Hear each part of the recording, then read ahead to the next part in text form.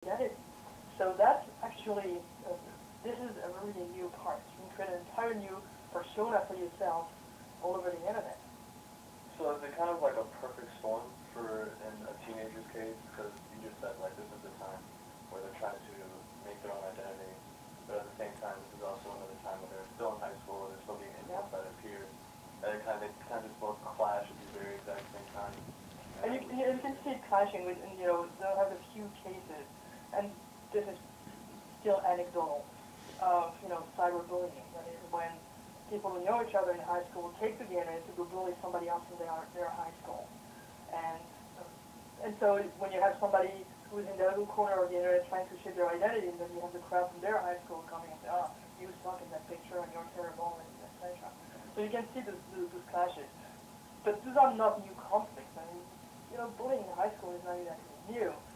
Again, the social media open up a whole bunch of ways to do it, maybe more effectively than the old-fashioned. And it's outside of institutional control of the school, so it's really hard to control in different ways.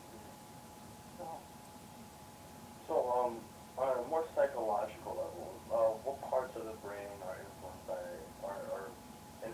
influence and peer pressure? first of all, being a sociologist, brain chemistry is not really my thing, but plus, our brain that takes, hundreds of years to. Yeah.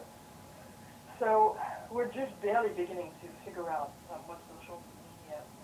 We're just barely figuring out that multitasking. Writing a paper for college while checking your Facebook or Twitter timeline. We know it doesn't work. Yeah. Right. That you can do both, but you're going to do neither really well. So what it does is communicating on the internet, etc. There is less social prohibition to doing this, right? Are you going to say the same thing online to a person as you would do if you were in a face-to-face interaction? Probably not, because again, some of the norms of, politeness, behavior, etc. simply vanish.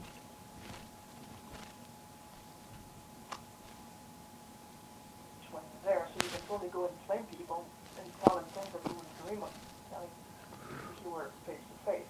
So the idea of lowered restriction, and again, that has yet to be seen, is the fact of lowering the social prohibitions to what can be done online translates back into face-to-face interaction. Are we more rude than we ever were? Probably not. So again, I don't think it's so much a brain issue as an issue of cultural norms of how we interact with each other. And again, this is really the first generation right now that's coming of age in this context, no one before. So you still have, we can talk back 15 years from now when all those people who grew up in the rising age of social media now are adults. How does it make a difference? Because now it's hard to see in the middle of it. Yeah. So basically right now it's inconclusive to say anything. It would be really premature now. Yeah. And have you yourself, like personally or in a study, seen like a specific case where a teenager or a child in general has been so consumed by, say, a certain celebrity's influence? I've seen views, but again, you have studies about that all the way back to the 30s and the 40s. Yeah. Extreme fans, you had this guy who was a big fan of the movie star Norma Shearer that was in the 30s, cutting up a chunk of his skin and sending it to her. Oh, really? Yeah. I did not know that. So, the idea of fans who become so obsessed with the person they're a fan of, to the point of, losing their kind of normal life, that's not new. It's easier because you have more access to more stuff. You can know more about the celebrities now than you could ever at any other point, but at the same time, there is no massive social collapse because everybody's being crazy about Justin Bieber. Yeah. And then for the people who are worried about, say, like their child being overexposed as they are, what could a parent do other than just to turn off their TV? Is there like something they could do with teaching them media literacy? Well, there's that, and you can maybe not turning on the TV, but controlling access. Yeah. That is monitoring what people are doing.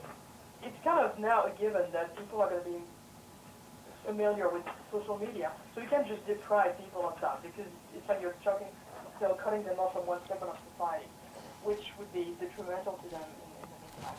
But yeah, you can be savvy about what are they doing. You can limit the amount of time that they spend on social media. You know, you can check your children are friends with on Facebook and what goes on the timeline or on the Twitter feed, etc. You can pretty much then play the balancing act of is it, you know, is it enough, is it good enough, is it safe, etc. And there's actually a story that I wanted to say. So there's a model from England, her name is Abby Titmus. She used to be a nurse. And in a study done by Nursing Standards, they pulled about 1,000 girls ages 15 through 19, where half cited her as a role model. About 63% of them said they were considering being models, and only 3% said they were considering becoming nurses. You kind of believe that like celebrities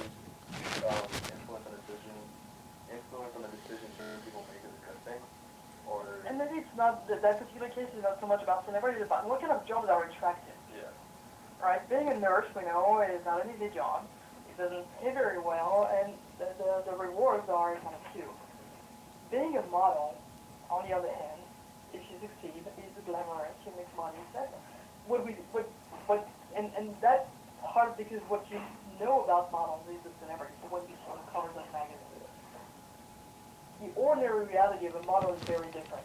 And we have studies that, you know, models on an average make $30,000 a year.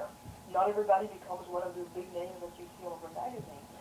So yes, celebrity, that's why all of a sudden the modeling career is attractive, except that this is the tip of the iceberg. This is probably what this girl's thinking about are, again, the big star on the magazine covers and runways. Like seek to like actually go beyond the surface. Right. It's like if you want to say, well, I'm going to be, you know, I want to be in medicine, but I want to be the top surgeon here. Well, the whole other rest of the profession is not nearly as attractive. Well, the same idea, if you want to be, you think about modeling about those top models, well, there's a whole bunch of other models that work that don't make that much money because there's only one. Just like, you know, if they want to play basketball, there's only one LeBron James. Yeah, you can always be And it might not be you. But that's when you think about it, if you think about, I want to play basketball, you don't think of yourself, I'm going to be a regular player in the league and making decent money, but not much more than that. No, you think I'm going to be the big guy.